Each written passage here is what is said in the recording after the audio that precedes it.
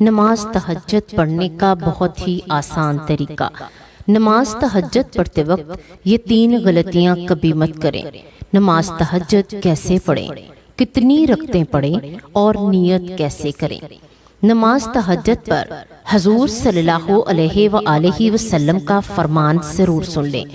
اسلامی شرح میں آدھی رات کے بعد نماز پڑھنا قرآن میں صرف ایک جگہ 17ویں سورت میں یہ لفظ آیا ہے، اے نبی رات میں تہجد پڑھ، یہ تمہارے لیے نفل ہے۔ حضرت محمد صلی اللہ علیہ وآلہ وسلم نے اس نماز کی بڑی فضیلت بیان کی ہے۔ آپ ازواج مطہرات کو اور حضرت علی اور حضرت فاطمہ کو بھی ان کے گھر جا کر تہجد کے لیے بیدار فرماتے تھے۔ صحابہ اکرام بھی اس نماز کو پابندی سے پڑھتے تھے۔ آپ نے مسجد نبوی میں اس کے لیے ایک جگہ مخصوص کر دی تھی۔ رمضان شریف میں ایک مرتبہ آپ نے صحابہ کو تہجد کی نماز جماعت کے ساتھ پڑھائی۔ دوسری شب اور زیادہ آدمی جمع ہو گئے اور تیسری شب اس سے بھی زیادہ، تو پھر آپ صلی اللہ علیہ وآلہ وسلم تشریف نہ لائے کہ کہیں لوگ اس نماز کو بھی اپنے اوپر فرض نہ سمجھنے لگے۔ حالانکہ تہجد کی نماز فقط سنت ہے۔ یہ نماز گھر اور مسجد دونوں میں پڑھی جا سکتی ہے۔ رسول اللہ صلی اللہ علیہ وآلہ وسلم نے تہجد کی نماز میں 2 رکعت بھی پڑھی، 4 بھی پڑھی اور 8 بھی اور 12 بھی اور اس سے بھی زیادہ۔ تہجد کا وقت فرض عشاء پڑھنے کے بعد سو جائیں، پھر رات میں صبح ہونے سے پہلے جس وقت آنکھ کھلے وہی تہجد کا وقت ہے۔ وضو کر کے کم از کم 2 رکعت پڑھ لی جائیں تو تہجد ادا ہو جائے گی، اور سنت 8 رکعت نماز ہے۔ قرات کا اختیار ہے، جو چاہے پڑھیں۔ قرآن یاد نہ ہو تو ہر وقت میں یعنی ہر رکعت میں 3 بار سورت اخلاص پڑھنا بہت بہتر ہے کہ جتنی رکعتیں پڑھے گا اس سے ختم قرآن مجید کا ثواب ملے گا۔ احادیث شریف میں ہے کہ نماز تہجد کی بڑی فضیلت وارد ہوئی ہے۔ تہجد کی کثرت سے آدمی کا چہرہ نورانی اور زیادہ خوبصورت ہو جاتا ہے۔ تہجد پڑھنے والے بلا حساب جنت میں جائیں گے۔ تہجد کی نماز کے لیے افضل وقت کون سا ہے؟ اس سلسلہ میں شیخ الاسلام حضرت مولانا حسین احمد مدنی رحمت اللہ علیہ تحریر فرماتے ہیں کہ صلاۃ التہجد کا وقت عشاء کے بعد سے صبح صادق تک ہے۔ حضرت عائشہ صدیقہ رضی اللہ تعالی عنہا سے صحاح میں روایت موجود ہے کہ جناب رسول اللہ صلی اللہ علیہ وآلہ وسلم نے ابتدائے شب میں بھی اور وسط شب میں بھی اور آخر شب میں بھی تہجد پڑھی تھی، مگر آخری ایام میں اور زیادہ تر اخیر شب میں پڑھنا وارد ہے۔ جس قدر بھی رات کا حصہ متاخر ہو جاتا ہے برکات اور رحمتیں زیادہ ہو جاتی ہیں، اور آخر میں سب حصوں سے زیادہ برکات ہوتی ہے۔ تہجد ترک حجوج یعنی ترک نام سے عبارت ہے، اس لیے اوقات نام بد اشیاء سب کے سب وقت تہجد ہی ہیں۔ تہجد کی نماز کے بارے میں ایک مشہور واقعہ حضرت عمر بن خطاب رضی اللہ تعالی عنہ سے منسوب ہے، جنہیں نبی کریم صلی اللہ علیہ وآلہ وسلم نے ایک خواب میں دیکھا تھا۔ خواب میں حضرت عمر کو تہجد کی نماز پڑھتے ہوئے دیکھا گیا۔ اس واقعے کے بعد حضرت عمر نے تہجد کی نماز کو اپنے اوپر لازم کر لیا تھا۔ ایک رات حضرت عمر بن خطاب نے خواب میں دیکھا کہ وہ نبی کریم صلی اللہ علیہ وآلہ وسلم کے ساتھ جنت میں داخل ہو رہے ہیں۔ وہاں انہوں نے ایک محل دیکھا جو سونے کا بنا ہوا تھا۔ انہوں نے نبی کریم صلی اللہ علیہ وآلہ وسلم سے پوچھا یہ محل کس کا ہے؟ تو نبی پاک صلی اللہ علیہ وآلہ وسلم نے فرمایا یہ محل عمر کا ہے۔ حضرت عمر نے پوچھا کیا یہ آپ کا نہیں؟ تو نبی پاک صلی اللہ علیہ وآلہ وسلم نے فرمایا یہ محل تمہارا ہے۔ لیکن تم نے ابھی تک اسے آباد نہیں کیا۔ حضرت عمر رضی اللہ تعالی عنہ نے پوچھا میں اسے کیسے آباد کروں؟ تو نبی پاک صلی اللہ علیہ وآلہ وسلم نے فرمایا اسے تہجد کی نماز پڑھ کر آباد کرو۔ یہ خواب دیکھنے کے بعد حضرت عمر رضی اللہ تعالی عنہ نے تہجد کی نماز پڑھنا شروع کر دی۔ وہ اکثر رات کے آخری حصے میں اٹھ کر تہجد کی نماز پڑھتے تھے اور اللہ سے دعائیں مانگتے تھے۔ ان کی اس عادت کی وجہ سے ان کا شمار نیک عبادت گزار لوگوں میں ہوتا تھا۔ تہجد کی نماز ایک سنت اور بہت ہی فضیلت والی نماز ہے۔ اس نماز کو رات کے آخری حصے میں پڑھا جاتا ہے اور یہ اللہ کو بہت پسند ہے۔ اس نماز کی فضیلت میں کئی احادیث بھی وارد ہوئی ہیں، جن میں سے اسے گناہوں سے روکنے والی اور اللہ کا قرب حاصل کرنے کا ذریعہ بتایا گیا ہے۔ نماز تہجد ہو یا کوئی بھی، اس کی نیت کے لیے زبان سے الفاظ ادا کرنا ضروری نہیں، بس دل میں یہ نیت کافی ہے کہ میں تہجد کی نماز کی نیت کر رہا ہوں۔ اور الفاظ ادا کرنے ہوں تو نماز تہجد کی نیت اس طرح کرے، اپنی زبان سے یوں نیت کرے کہ میں 2 رکعت تہجد کی نماز پڑھ رہا ہوں، اللہ اکبر۔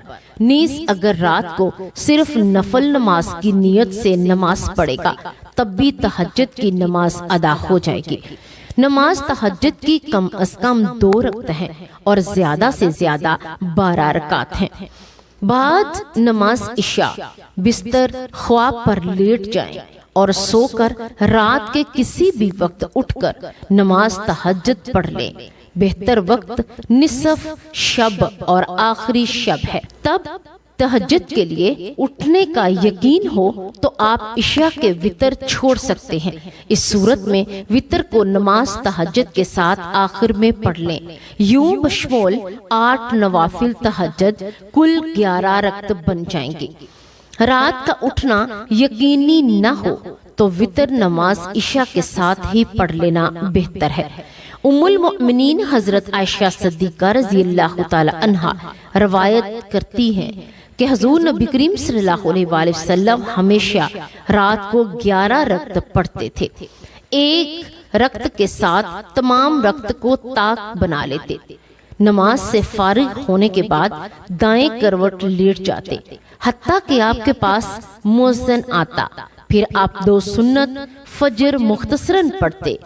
مسلم الصحیح کتاب صلاۃ المسافرین باب السلام اللیل عدد رکعات النبی صلی اللہ علیہ وآلہ وسلم 5008 رقم 736۔ مزید یہ کہ تہجد کی نماز کے بعد توبہ استغفار ذکر اذکار خصوصاً قرآن کریم کی تلاوت کا اہتمام کرنا چاہیے اور اللہ تعالیٰ سے خوب دعائیں مانگنی چاہیے، کیونکہ رات کا یہ پہر دعاؤں کی قبولیت اور اللہ تعالیٰ کی رحمتوں اور برکتوں کے نزول کا ہوتا ہے۔ چنانچہ حدیث مبارکہ میں آتا ہے، حضرت ابو ہریرہ رضی اللہ تعالیٰ عنہ سے روایت ہے، رسول اللہ صلی اللہ علیہ وآلہ وسلم نے فرمایا ہمارا رب تبارک و تعالی ہر رات جبکہ رات کا آخری 1/3 حصہ باقی رہ جاتا ہے آسمان دنیا پر اپنی شان کے مطابق نزول فرماتا ہے اور اعلان کرتا ہے کوئی مجھ سے دعا کرنے والا ہے کہ میں اس کی دعا کو قبول کروں، کوئی مجھ سے مانگنے والا ہے کہ میں اسے عطا کر دوں، کوئی مجھ سے بخشش طلب کرنے والا ہے کہ میں اس کی بخشش کر دوں۔ صحیح بخاری۔ اسی طرح قرآن مجید میں اللہ تعالیٰ نے رات کے پہر میں توبہ استغفار کرنے کو اہل جنت کی علامت کے طور پر ذکر کیا ہے۔ چنانچہ ارشاد باری تعالیٰ ہے کہ متقی لوگ بے شک باغوں اور چشموں میں اس طرح رہیں گے کہ ان کا پروردگار انہیں جو کچھ دے گا اسے وصول کر رہے ہوں گے۔ وہ لوگ اس سے پہلے ہی نیک عمل کرنے والے تھے، وہ رات کے وقت کم سوتے تھے اور سحری کے اوقات میں وہ استغفار کرتے رہتے تھے۔ سورۃ الزاریات آیت نمبر 15 تا 18 آسان ترجمہ قرآن۔ سیدنا ابو ہریرہ رضی اللہ تعالی عنہ سے روایت ہے، رسول اللہ صلی اللہ علیہ وآلہ وسلم نے فرمایا تم میں سے ہر ایک کی گردن کے پیچھے گدی پر شیطان 3 گرہ دے دیتا ہے۔ جب وہ سونے لگتا ہے تو ہر گرہ میں یہ پڑھ کر پھونک دیتا ہے کہ ابھی بہت رات باقی ہے، سوتا رہ۔ پھر اگر وہ بیدار ہوا اور اس نے اللہ کا ذکر کیا تو ایک گرہ کھل جاتی ہے، اور اگر اس نے وضو کر لیا تو دوسری گرہ کھل جاتی ہے، اور پھر اگر اس نے نماز پڑھ لی تو تیسری گرہ بھی کھل جاتی ہے، اور صبح کو حشاش بشاش اور دلشاد اٹھتا ہے، ورنہ صبح کو بزدل اور سست مزاج اٹھتا ہے۔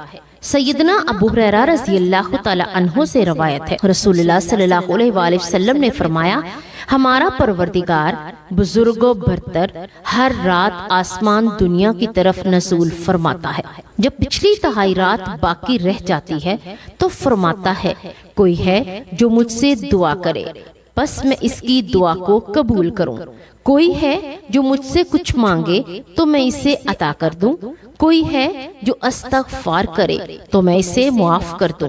ابو ہریرہ رضی اللہ تعالی عنہ سے روایت ہے کہ نبی پاک صلی اللہ علیہ وآلہ وسلم نے فرمایا، جب تم میں سے کوئی شخص رات کو نماز تہجد کے لیے اٹھے تو وہ 2 ہلکی رکعتوں سے نماز کا آغاز کرے۔ حضرت عائشہ صدیقہ رضی اللہ تعالی عنہ سے روایت ہے، وہ بیان کرتی ہیں، رسول پاک صلی اللہ علیہ وآلہ وسلم جب رات کو اٹھتے تو آپ صلی اللہ علیہ وآلہ وسلم اپنی نماز کا آغاز 2 ہلکی رکعتوں سے کرتے تھے۔ اس حدیث میں اس بات کا بیان ہے کہ نماز تہجد میں سنت یہ ہے کہ اس کی ابتدا 2 ہلکی رکعتوں سے کی جائے، 2 ہلکی رکعتوں سے کی جائے۔ ان کے بعد نمازی جتنی چاہے طویل کر لے، جیسا کہ سنن ابو داؤد اور ابو ہریرہ رضی اللہ تعالی عنہ سے روایت ہے کہ ایک موقوف روایت میں موجود ہے کہ پھر اس کے بعد جتنا چاہے طویل کر لے۔ نبی پاک صلی اللہ علیہ وآلہ وسلم سے ایسا کرنا ثابت ہے، جیسا کہ مسلم شریف کی روایت میں ہے کہ نماز تہجد کی ابتدا 2 ہلکی رکعتوں سے کرنے میں حکمت یہ ہے کہ اس سے نفس کی مشق ہوتی ہے اور اس میں نماز کو جاری رکھنے پر آمادگی پیدا ہوتی ہے، اور شیطان کی دی گئی گرہیں جلدی کھل جاتی ہیں، کیونکہ تمام گرہیں اسی وقت کھلتی ہیں جب نماز پوری ہو جائے۔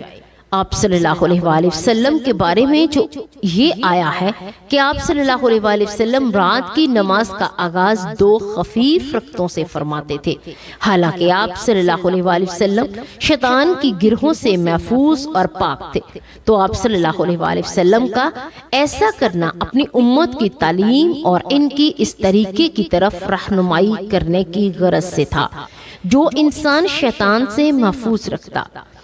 چنانچہ قولی اور فعلی دونوں قسم کی احادیث سے نماز تہجد کا آغاز 2 ہلکی رکعتوں سے کرنے کی مشروعیت ثابت ہے۔